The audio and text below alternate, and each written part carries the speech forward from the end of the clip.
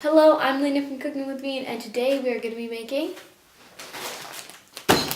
vegetable broth.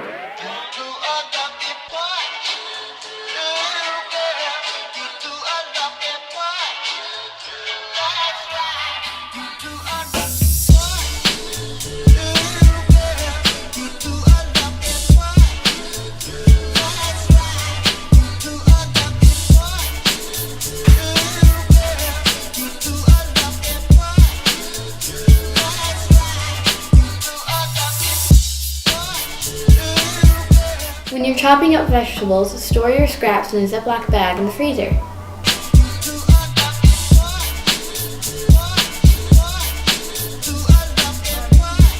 When your bag is full, pour your vegetables into a pot. Let it simmer for an hour, then strain it and you have vegetable broth.